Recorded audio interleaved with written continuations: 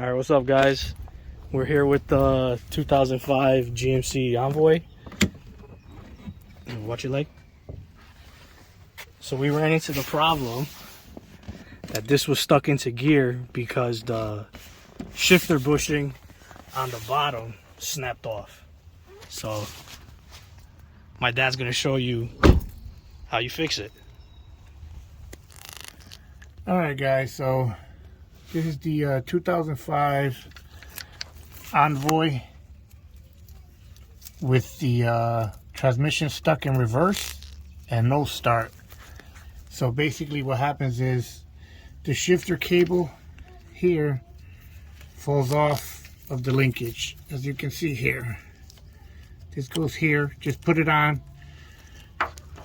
push this lever all the way forward, and then see what you're recording? Yeah, and put the linkage back on, and you're able to shift to get you home.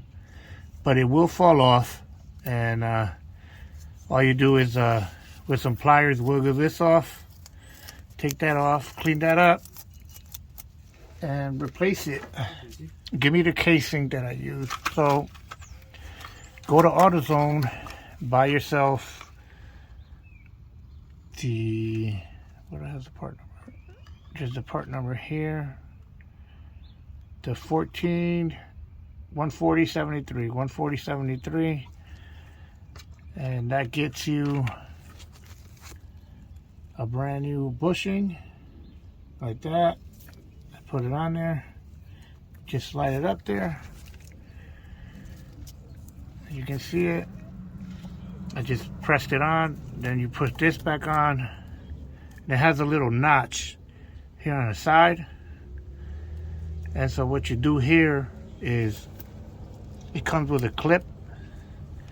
You just slide the clip in to that, and that's it. And it is now fixed.